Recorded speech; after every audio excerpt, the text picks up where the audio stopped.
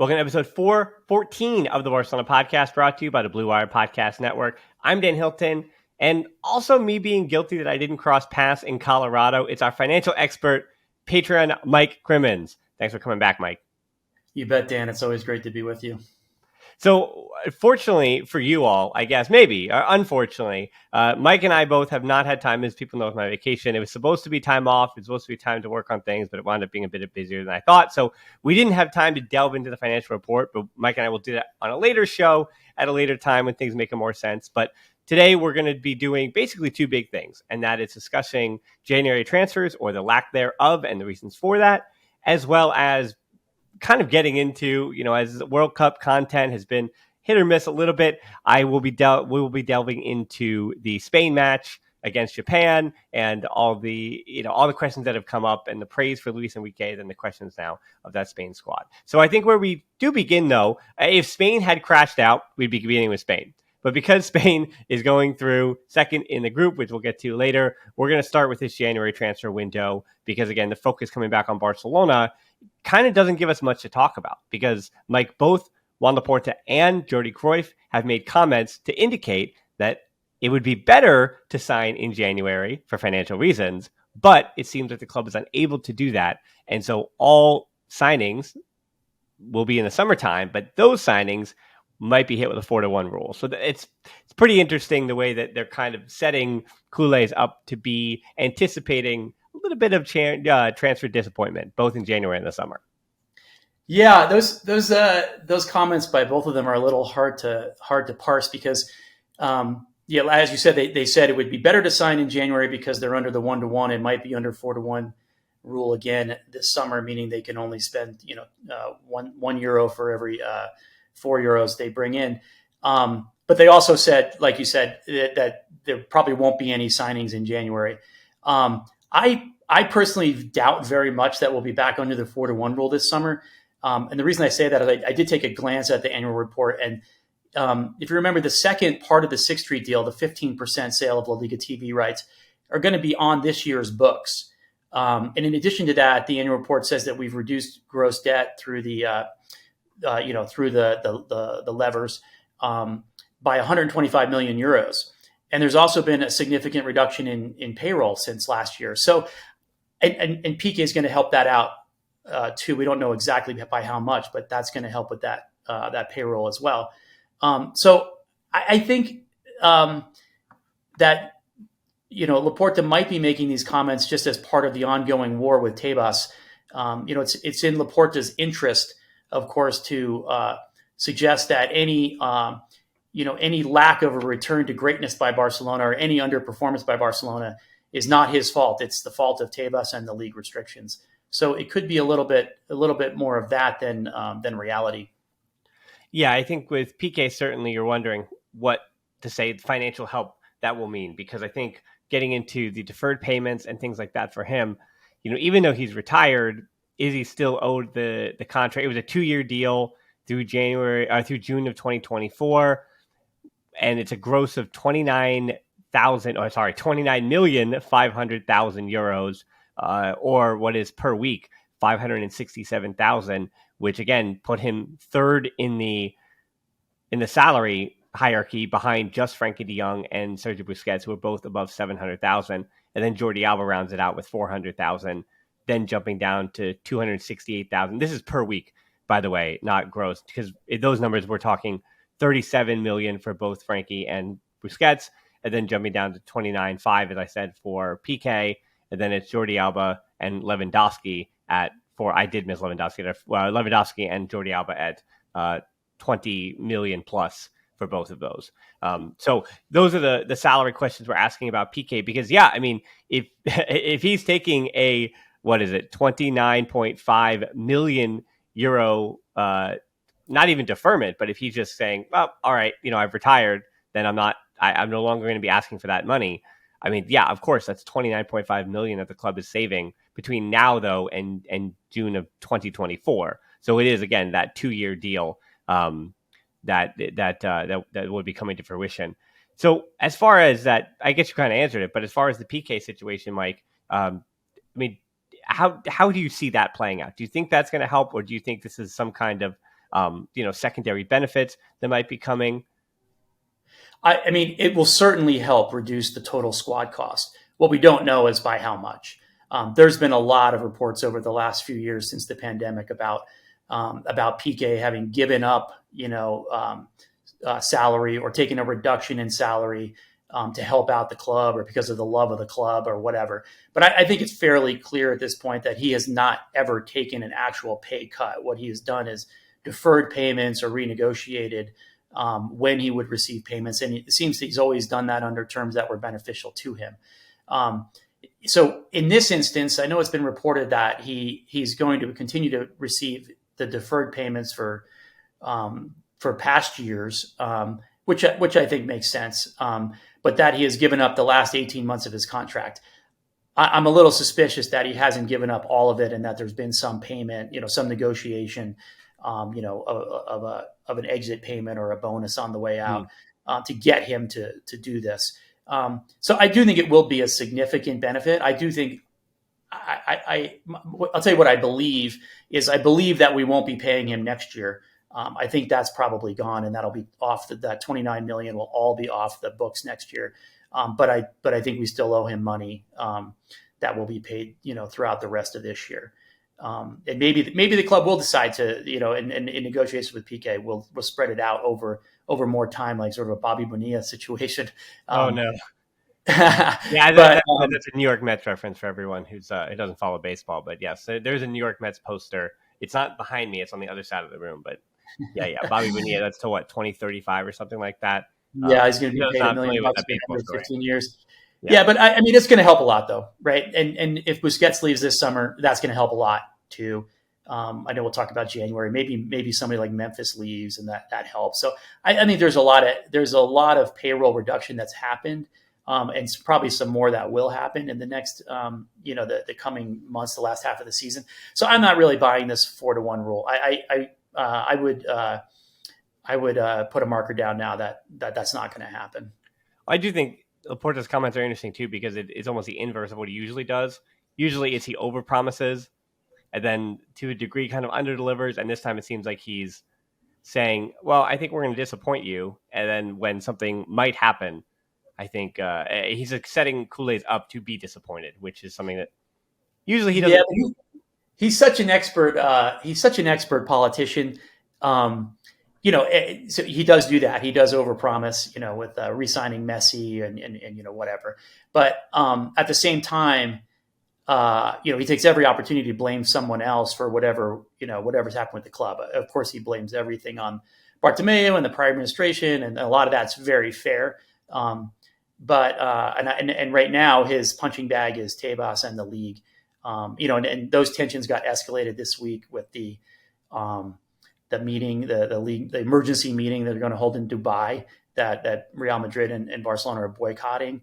And also, I don't know if you saw this morning, I just saw news of a KPMG report that had been commissioned by La Liga, basically to say the Super League is going to destroy domestic league. So there's a lot going on in terms of this battle, this war of words, and we only see the tip of the iceberg, and 90% of that is probably happening behind the scenes. So Sometimes I think we have to look at these comments about the league financial restrictions and how much Barca's hands are tied in the context of that ongoing battle. Well, yeah, and I think the change with Juve's bigwigs, the way it's playing out, I think that doesn't say the Super League is dead, obviously, because it's the two Spanish contingencies that are pushing that forward more even than Juve. But Juve was that big triumvirate help, and financially they needed it. And it seems like Juve have kind of thrown their hands up with this change that obviously they're putting forth. So you mentioned Memphis, though, a little bit lower stakes there. Now, Memphis does make around 10 million euros. Yeah, 10.4 million euros gross per year, or 200,000 per week. And I think for Memphis, it's not say pretty cut and dry, but he was obviously injured for so much of the fall, and his World Cup status was questionable. But Netherlands looked at his medical report and said, okay, we'll figure this out. And then he winds up coming on as a sub in the very first game. So this isn't a Ronald Araujo situation. This is Memphis was good enough for Netherlands, so comes on in the first game at the World Cup against Senegal, and then goes from there and is now featuring and a regular and expected to contribute at the World Cup. Now, obviously, I think Barcelona and the Dutch national team both understand that if a player wants to play in the World Cup, it's going to push them a little harder to get back from injury, and they're going to sacrifice a little bit, and play when they're 80%, as opposed to a club wants you to come back at 100%, well, or at least 90% before you really feature. So I'm not surprised, obviously, that Memphis was good enough to go for the World Cup in a way that he wasn't for Barcelona this season. And it's not going back to the Umtiti situation, because I don't think, obviously, his injury is of that stakes. But you don't really blame the player. You blame the fact that the World Cup is happening in the wintertime, which is just, again, we've done this a billion times before. Like, not great, not ideal situation, especially here in the United States, as you and I watch the World Cup battling with basketball and the NFL and just so many other different distractions. The holiday season, right here in the U.S. And actually around the world too. So it's just kind of a calamity of errors on top of each other in terms of the timing. But yeah, I mean, Memphis leaving, it's not even a question of would it help, because it would help a little bit. But I think it's more of that, should he be leaving because of the depth of the squad, and can Barcelona find a way out for him? It seems like the final answer there is yes. Like they can find a way out for him. Should he be leaving? I think that's up to him and the club. And so I'm not really sure about this one, Mike. It seems too simple. It seems like Memphis isn't going to get time. He's a 6 forward. And he's definitely not someone whose stock has cratered to the point where Barcelona can't move him on. It seems like he does have enough stock around other clubs. And we're saying, quote unquote, big clubs as well, where if Barcelona are saying, I think we don't really, let's say, need you, and I think we have depth everywhere else, then we can let you go and we'll find a place for you to be. Yeah, I think this one makes sense. I mean, I do think he should leave. I'm glad he's playing, because he's working himself back into match fitness and can kind of demonstrate, that he's recovered from his injury or recovering and on track. We may not get much of anything for him on the market. He wants to leave for free so he can maximize whatever new contract he gets, and I understand that. He's he should use whatever leverage he has to make that happen. So like you said, it won't help that much with the finances, but getting his salary off the books for the next 6 months is not nothing. So, he's not happy. So, having an unhappy player on the squad is never good either. And we have Ansu and Ferran on the left and middle there, who, they're, no matter what you think of Ferran, I know some people are down on him, but those are young players that are part of our project that we're invested in for the middle and long term. So I think Memphis is surplus to what we need right now, and it would be better to get him off the books and out of the squad, I think. So I think I do expect him to leave. He'll have suitors, and I think something will be worked out. Well, that's what makes, if Memphis leaves, you're talking about, and that's the case with January, you're talking about, except for last January, but this year you're talking about just a little bit of a help with transfer potentially being brought in. And obviously, Mike, you and I talked before this, and I obviously see your notes as well. And you're a little skeptical that even with Memphis leaving, transfer would be coming into the door.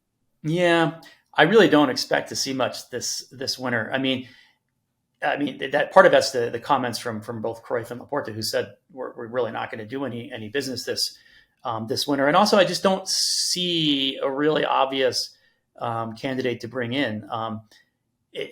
We could really use a right back in reinforcement, I think. I just don't think Bellerin is up to it. Sergio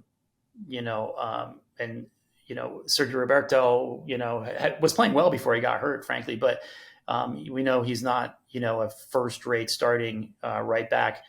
And Koundé doesn't want to play there, right? That's not ideal for us to have Koundé.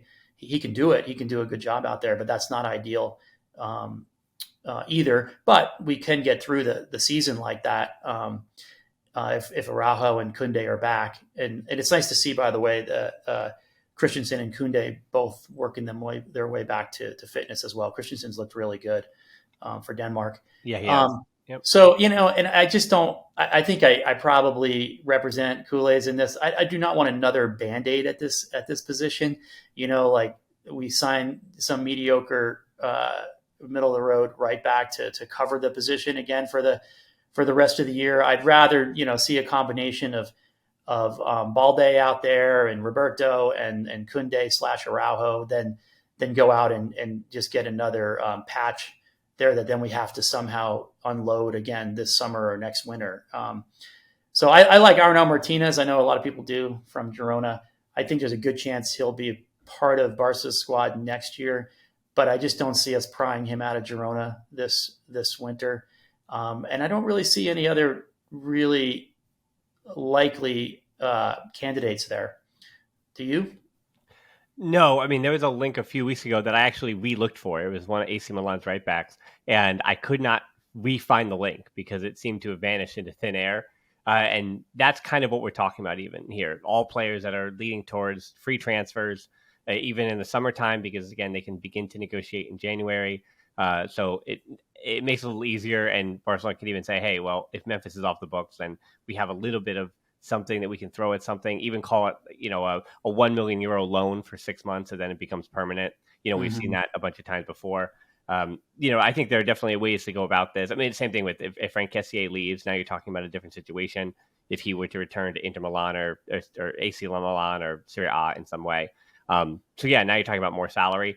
But as far as even who's out there, I think that is really the thing that interests me and why I tend to agree with you. Because I made a list of the 5 players in the last few weeks that have been linked to Barcelona with the most ferocity, right? We've seen Arnau Martinez, of course, that would be a return home, and that's creating a big narrative, I think, for a summer move that we are expecting.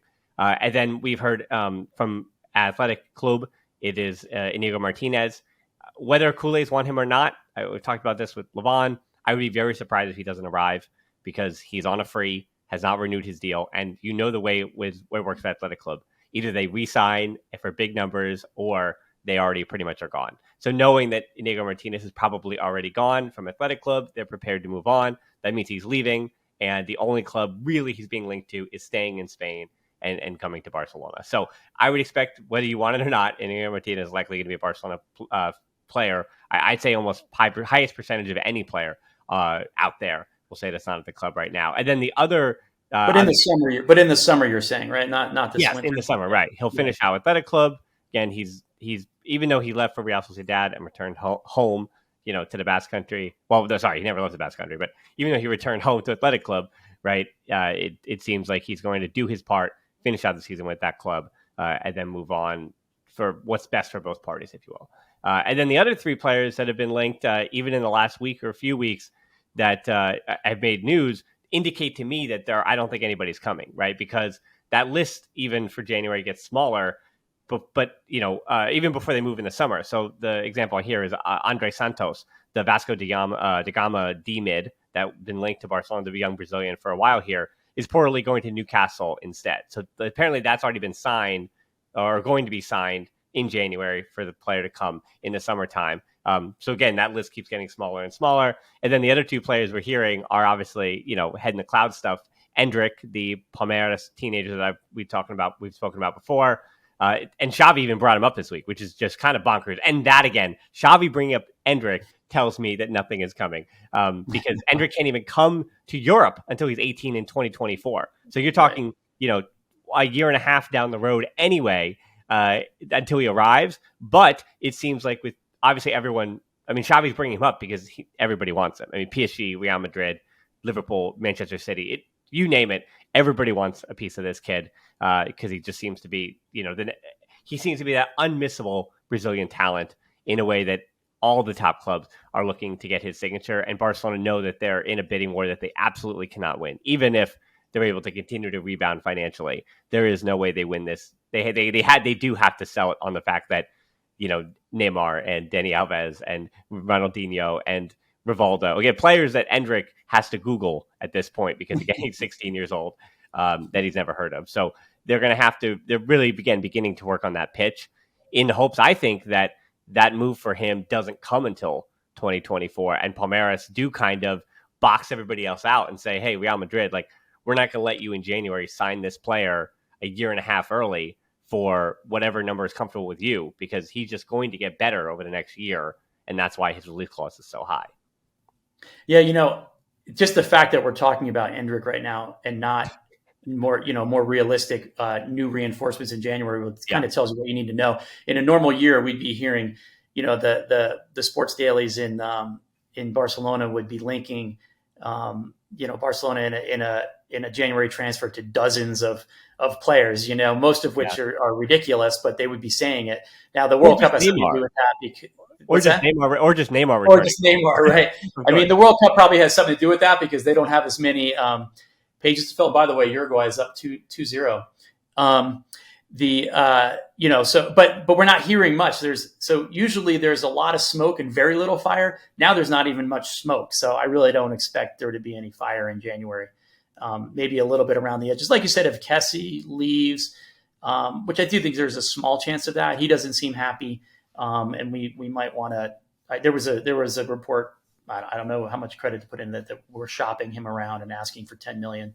But if he leaves, they were a little thin in midfield, and I don't think Xavi wants that. And I don't think he sees like Pablo Torre as ready.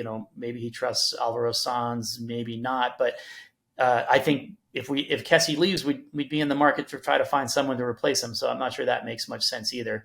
And then the other one, of course, is Alba. I don't think he's leaving, but we would allow him to leave in a heartbeat, even for free, I think, in January. If he wanted to, just to unload the last 18 months of his salary. This would definitely not be a footballing decision.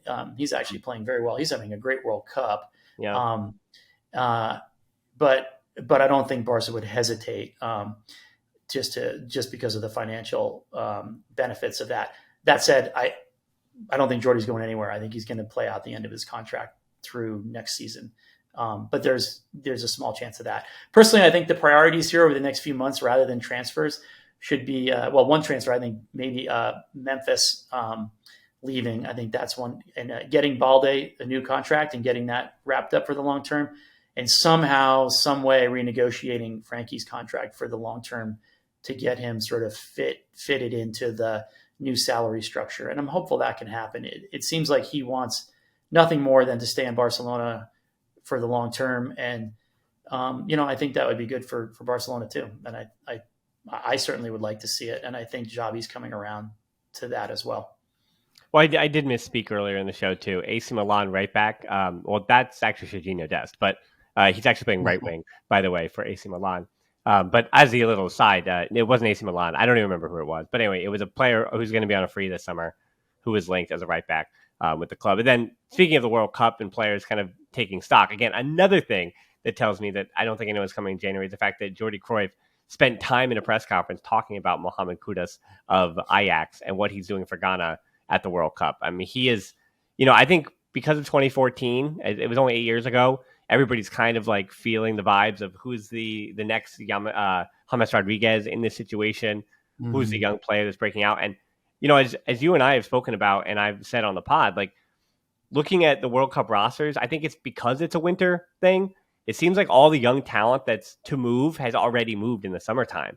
And so I think a lot of the big expensive players already have homes. I mean, including Kudus with Ajax, because Ajax are still in the Europa League.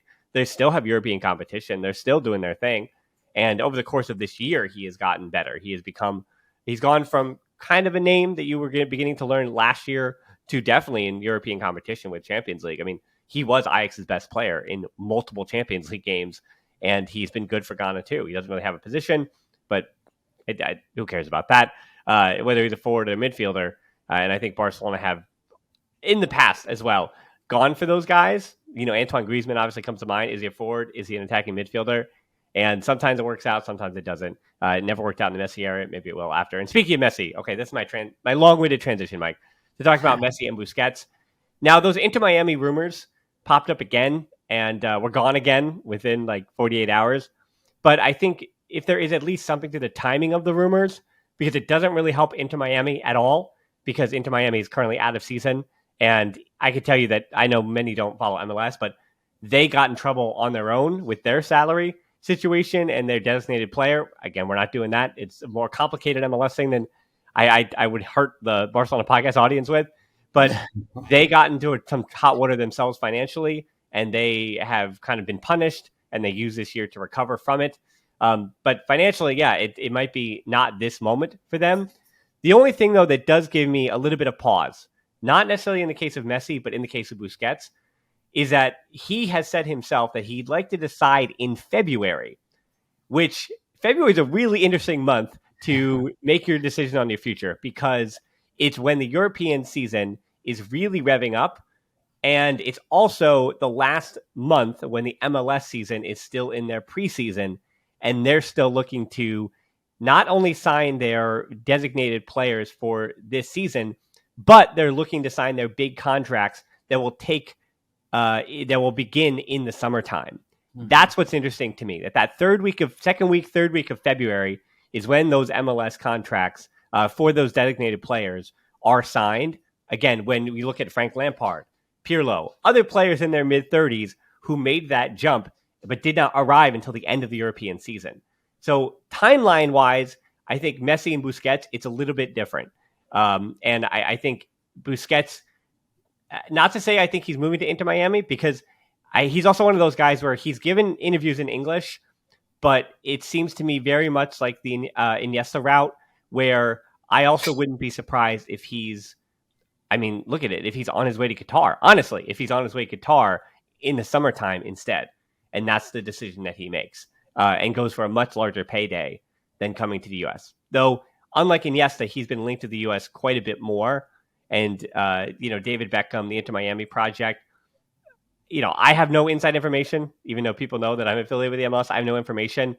But this is one of those cases where I think where there's some smoke, there is some fire. Not in the case of Messi yet, but in the case of Busquets. If it was Messi, Messi's going to own a portion of Inter Miami. And and financially, he's going to shake up the MLS in an unprecedented way. But I also remind fans and culés that the MLS just did sign that big $2 billion plus Apple deal.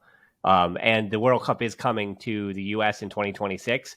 And even if Messi doesn't partake, it would behoove US soccer in general to try to figure out how to make Messi, even if he's not, again, a participant, to make him use his image and make him a figurehead for the next World Cup, which again will be hosted in America. Yeah, absolutely. I want to throw that in too. Mexico and Canada. I don't want to shortchange them. But. Yeah. No, I agree with all of that. I do think there's a decent chance that Busquets ends up in Miami this summer. I don't think, by the way, that Xavi keeps mentioning, or the club keeps mentioning the possibility of re-signing Busquets. And I don't think that's going to happen. I think the club is ready to move on from that. But it helps Busquets, sort of a favor to Busquets to say that, right? If he's negotiating with anyone in Saudi Arabia or Qatar or with Inter Miami or wherever, it helps him in those negotiations to have the possibility of him re-signing with Barcelona out there. But there's the Busquets Miami thing has been around for a long time, and like you said, where there's smoke, there's fire. I think that there's a good chance that happens. I just don't think Messi will make a decision until after the Champions League this year. If he's still at the top of his game at the end of the year, and he's obviously been one of the top maybe 5 players in Europe so far this year, and they come close to winning the Champions League but fail, I think he's going to want another shot at that prize. But this is just my own speculation on that. So I just don't. He may go to Inter Miami this summer in a blockbuster deal, which would be pretty amazing because, he's not in his prime, but he's still Messi at this point, and that would be an absolute coup for MLS. But I just don't think he's going to make any decision until the end of the year. I also think he's probably taking a look at this Ronaldo situation, and he doesn't want that to happen to him, right? I think Messi's always been a more graceful person than Ronaldo, but to see this, the Ronaldo situation and just sort of aging without any grace whatsoever. So I think Messi might look at that and say, "That's not going to be me." If it ever was, I just think he's a different person that way. But I just think that Messi's going to make a decision at the end of the season whether he's up for another year of European football or wants to move on. Yeah, I think the World Cup is also going to play a big part. If Argentina win the World Cup, he did kind of check all the boxes. Mm-hmm. But I do think the Inter Miami, the power of those Inter Miami rumors, and I know Messi's camp came out and immediately denied it, but now I'm getting the sense that he will return to Barcelona someday. but I don't think it's going to be as a player.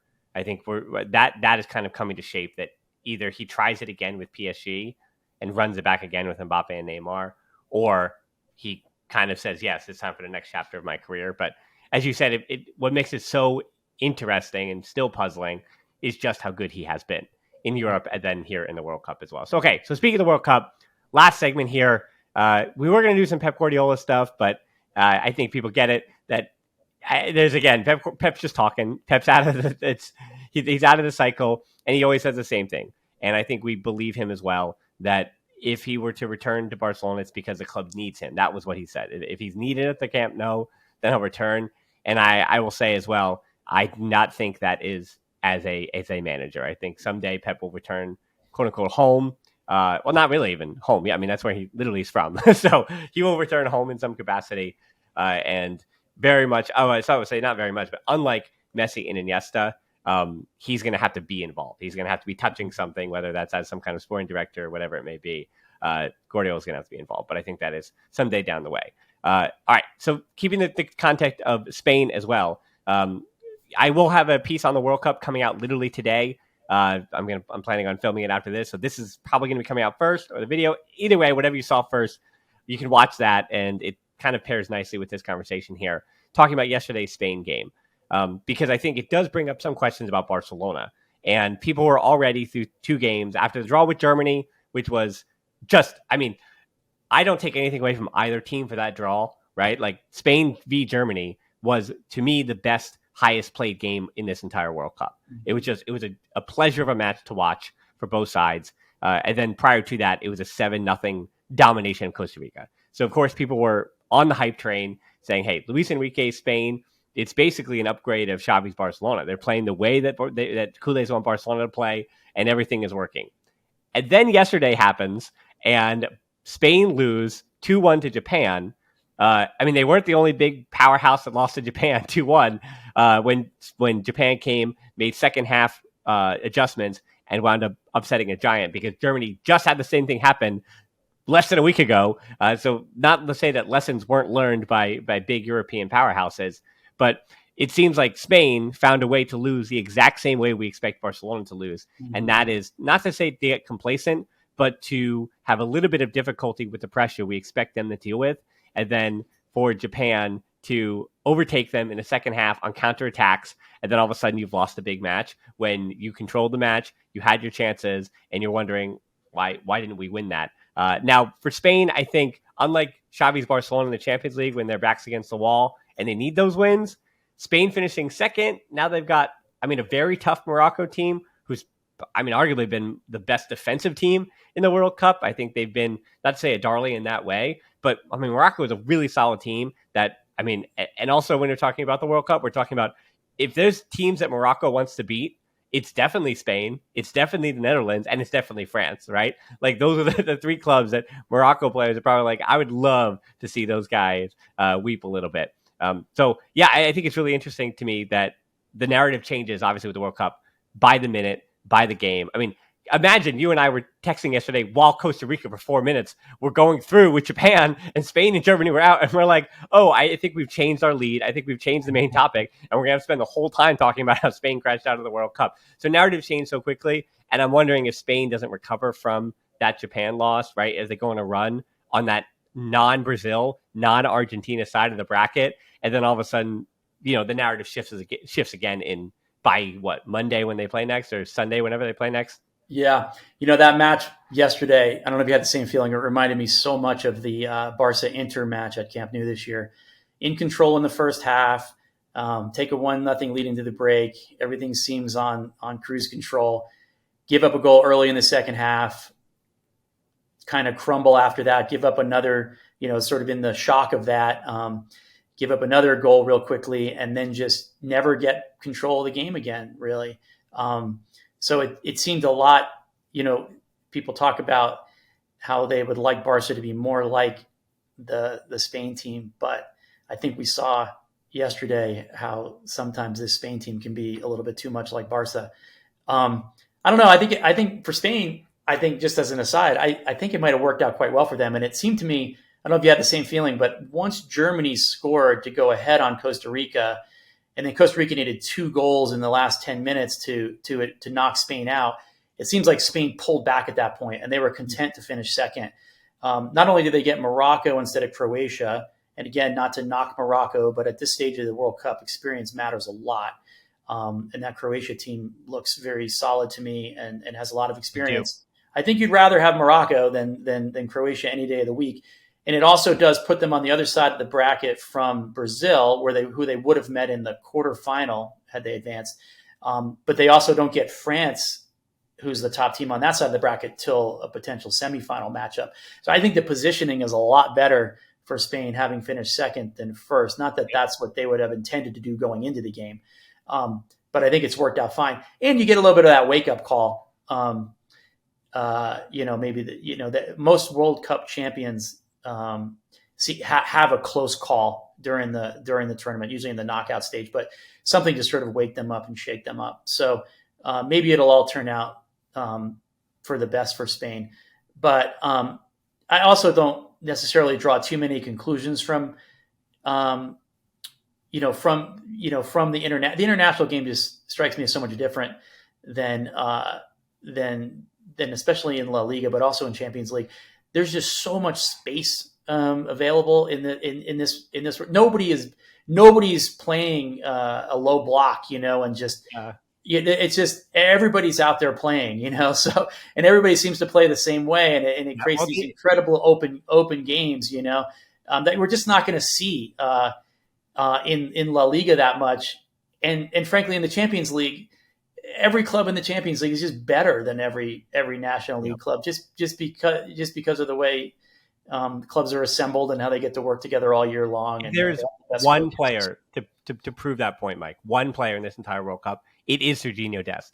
Watch Sergiño Dest with the U.S. Understand that AC Milan, who has him on loan, has made him a right winger this year. He's not a right back. He's a right winger because AC Milan's this guy cannot defend at the level we need him. We have to push him up the field. But for the U.S., he has looked like one of the best right backs in the entire tournament. He has looked great. He is getting upfield. He is having an impact in the final third. And defensively, it's been hit or miss. But the U.S. defensively have been still the U.S., very much like Morocco. They have been a unit defensively. They've been putting stuff together. And while offensively you have some questions about them, again, defensively they've just been good. And Sergiño Dest has been their starting right back, right? So it's he really, to me, sums up the disparity with that international game, which again does, if anything, extrapolate on the red flags for Luis Enrique's Spain being caught in the counterattack. But as you said as well, all of these giants do get punched in the mouth a little bit. I mean, France just lost to Tunisia 1-0. And I was saying this to a U.S. friend of mine as we're watching these games. Greg Berhalter of the U.S. national team is constantly getting a lot of hate on the internet. They don't like his tactics. They don't like his second half substitutions. But the U.S. didn't really have a bummer of a game in the way that France just lost to Tunisia. If the U.S. had, imagine if the U.S. had already qualified and then wind up losing in that final game to Iran, right? In some way, if they had already somehow qualified through England and they had beaten England or something, right? And then they wind up playing a dud. I think all American fans would say they're out. And I think all these teams that are not favorites, their fans, obviously, it is cataclysmic when they don't get necessarily the results that they're looking for. When it comes to, again, the big giants, Argentina already lost to Saudi Arabia. And a reminder, too, that why the club stuff is different than the international stuff, because things can change very quickly in one game in a way that you see over the course of a season. Now, it was interesting with the Jekyll and Hyde of Barcelona in the Champions League and the Liga this year, because we saw they have their struggles in the Champions League, and then they go out with a Frankie de Jong, Gavi, Pedri midfield, and they smack Villarreal by a ton of goals. And then that weekend, I think it was, Athletic Club, they smacked them around too. And they have this awesome week. Then it's back in the Champions League for more disappointment, right? And they turn back into the pumpkin that they were in the Champions League to get eliminated by Inter. So things do change in the season, but Barcelona's La Liga form has been very consistent. And their Champions League foibles have been consistent this season. In a way, the international football, the Argentina that lost to Saudi Arabia is not the same Argentina that won the group just 2 games even later. They figured things out, and now Argentina, once again, strength to strength, look like a favorite on that side of the bracket. Now, last thing, Mike, for you is the Ansu Fati stuff. He did come on against Spain, which did kind of change our notes a little bit. Wasn't able to really feature, but I think for Luis Enrique, you understand why it's Nico Williams instead of Ansu. Nico Williams looks a bit more fit. He's been very good in this World Cup as well, and he's also coming in on the right as opposed to on the left, where Ansu has to play on the left and plays through the middle, and Nico plays on the right. And in this tournament, Luis Enrique is prioritizing Marco Asensio in those positions, and Dani Olmo and Ferran Torres in those positions, and again, Nico coming off the bench. And Spain is one of those teams that is not completely using their whole bench, especially because their third match mattered. Obviously, their third match mattered, so he wasn't able to rotate the way that France and we expect Brazil to do later today. And there are, 6 other players who still have not even played, because Pau Torres got to start yesterday. Ansu comes off the bench. But Robert Sanchez and David Raya have not played. Yuko Guillamon for Valencia has not played. Pablo Sarabia, right, the experience guy, is like, where the heck are my minutes? And then Yuri Pino, the other young player, the player for Villarreal, who you could argue has been better this season. Well, actually was better last season than Ansu, but has kind of also regressed a little bit to the mean, as we expect young players to. I think he's still, a teenager, 20 years old. And then Eric Garcia has also not played even a single minute. Mm-hmm. So Luis Enrique has kept his bench small. Some guys had to be picked. And I think we're really just talking about Nico Williams or Ansu Fati. But the fact that they play on different wings, I think that's kind of the answer, unless you've got something else for me. Well, I think Ansu's role on this team is, you need a goal late, you throw him on and see if he can create that magic moment. And they just haven't really had a game like that until yesterday. Yeah. So they're up, 7-0 against Costa Rica, and I think he used that opportunity to get different people on the field that may not play a significant role going forward.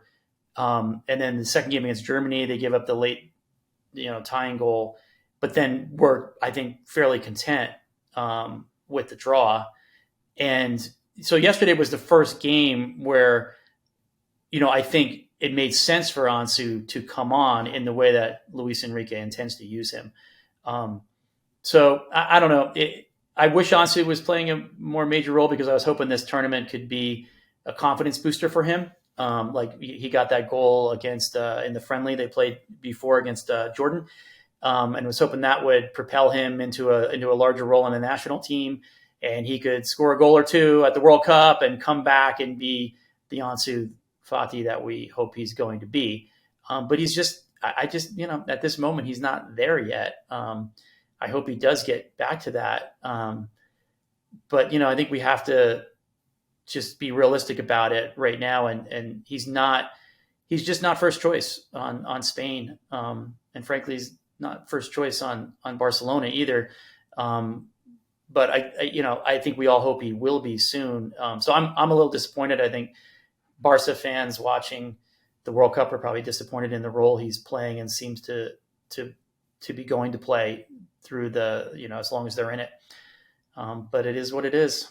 Well, yeah, I read a piece yesterday about how Ansu returning to Barcelona in this fashion, having not really made the progress he wanted to at international level, would hurt him at Barcelona. But, I do kind of roll my eyes this season, and I know we're already pretty much halfway through, but for Ansu, him being on the field and being healthy and being able to finish this whole season healthy, to me, was much higher on the priority list than what he was able to contribute for both club and country. The fact that he's on the Spain roster, considering where he was at in August, is pretty incredible, to be honest. The fact that Luis Enrique selected him anyway, and to come back to Barcelona, listen, if he scores 5 goals in the second half of the season, or at this point, even 4 goals in the second half of the season, well, I'm going to go 5. I'm going to go 5 or 6 for Ansu, because I think he has 4 now. So if he gets 10 goals on the season in a year where, really, again, the question was, can you recover? How are you looking? What's going to happen for you in the future? To me, it's kind of a net positive. I mean, he just turned 20 in October, at the end of October. So he's just been 20 for a month and a few days, and he's still such a young player that just getting him physically right and getting him mentally right, I mean, expect over the course of many players' careers there to be highs and lows and ebbs and flows. And for me, this is, I think, almost, if we were writing a story of Ansu, there was that falling action where you were worried that it was time to kind of do a bit of a eulogy. I was doing it on the podcast, a bit of a eulogy to Ansu's knees and to what he could have been. And we said goodbye. It's like, he's still a player, but we almost said goodbye to what his potential was. And I think there was obviously a rock bottom where you went, oh, this guy's just not on the field. He's not healthy. Will he ever be healthy? And this, honestly, we're seeing this year, I'm hoping is a rising action again. And that, he is kind of figuring out how to be himself. And I think it's totally fair that mentally he doesn't fully trust himself. He doesn't know where he's at. And a reminder, too, that he is still just 20 years old. And his brain is still that of just a budgeting teenager who got very, very famous at 16. And, so we don't know where he's at mentally, where his confidence is. And I think his confidence, obviously, again, where he was a professional at 16, he's expecting to start for Spain at the World Cup. I think that is what his expectations are. We know that he has a super agent. That's what his agent's expectations are for him, And I think for Ansu, it's about taking it step by step. And I think the people around him try to help him do that. And also with Spain, very much like all of these other quote unquote big teams that are still there. And I actually almost take him in Rafinha, even though Rafinha's been starting. If Brazil were to win the World Cup, there's going to have to be a Rafinha moment or two. And for Spain to win the World Cup, you get the sense that there's going to have to be a half of an Ansu moment. Maybe not a full Ansu moment, but you're definitely going to need another Ferran Torres moment. Though I do worry about Ferran Torres that he already had his moment, that his came against Costa Rica in that 7-0, and that Ferran Torres might not have another moment for you.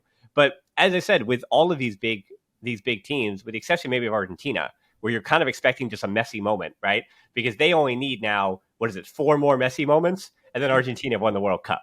But for Spain and for Brazil, if Neymar's not healthy, you're going to need a moment from more than one player if you're going to win this tournament. And France, again, the other exception, where they're just going to need 4 Mbappe moments and they win. Everybody else, who's going to take you over the line?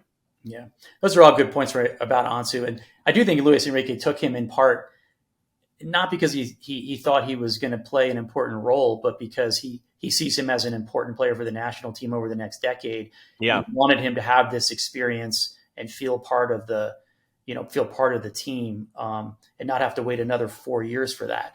And Ansu will get his chances in the spring. He's going to play a lot more just by virtue of us having, we have the Copa del Rey, we've got the Europa League, we've got to go to Saudi Arabia and play that tournament again for the Supercopa. So the games are just and we're not halfway through, right? We're not even halfway through the La Liga season, so we have more games crammed into the second half than usual. So the games are going to come fast and furious, and everybody's going to have to play a part. So Ansu will get more regular time.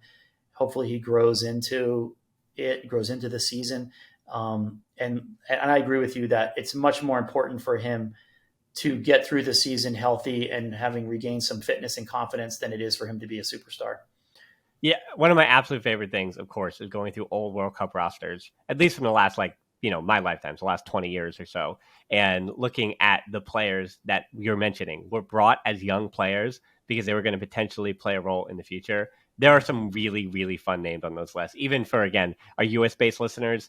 I mean, Mix Diskerud, and who is still playing as a professional. I think he's just turned 30 or in his late 20s. And then Julian Green is still in his mid-20s. He's still in his mid-20s, having been at the 2014 World Cup. Right. So those are just 2 fun names for again, nuggets of fun for the and scored a great goal. So maybe Ansu can have the Julian Green moment, but we hope he doesn't have Julian Green's career afterwards. Well, but Julian Green was working his way up to Bayern Munich, and Ansu Fati's already played for Barcelona. So even if Ansu retired in 2 or 3 years, I think his ceiling or the peaks he already hit has been pretty high, higher than Julian Green's. But anyway, but that's not. It's the case everywhere. Uruguay have done it, Brazil have done it. There's those players who are like, wait, who is that? And you have to Google them, and you're like, oh, they were 21, 22 in that year, and the career they had was not the one that they wanted to have. Germany's done it. There's just so many examples to look at those rosters. So I've given you some homework. I've given you something to do. But Mike, I want to thank you so much for coming on the show again. You'll be making an appearance in not too long because, again, we do have that financial annual report to get through and dig in. And you even told me that I thought we had made a pact to not look at it, and you even took a peek anyway. So I took a peek. I haven't had time to dig in. With the World Cup going on and the holidays, it's a busy time. So, and I like to. It's actually one of those documents that really, really takes a lot of time to dig into. Yeah. And understand. I know, totally understand. With all these gifts that you got to give for the holidays, I spend more time looking at our current financial report and seeing what we can afford and figure out than actually looking at Barcelona. So, well, I think that will wrap it up. Another edition of the show. Again, that is Mike Crimmins, one of our, one of my most useful and helpful Patreons as well, for a lot of different reasons coming on the show. We are on Twitter and Instagram at the Barcelona Pod, Hilton D13 for me, Close Facebook group, Patreon. As I said, again, the relationship that Mike and I were able to build was because of the Patreon, of course. So I just want to, that's the whole Patreon pitch. And then we're on YouTube as well. As I said, I have a video, either it's come out today or it already came out before the video. I'm not sure what the schedule is going to be. It depends on how well the recording and stuff goes. But most importantly, thanks so much for listening to the show. Until next time, we'll talk to you soon. Forza Barca.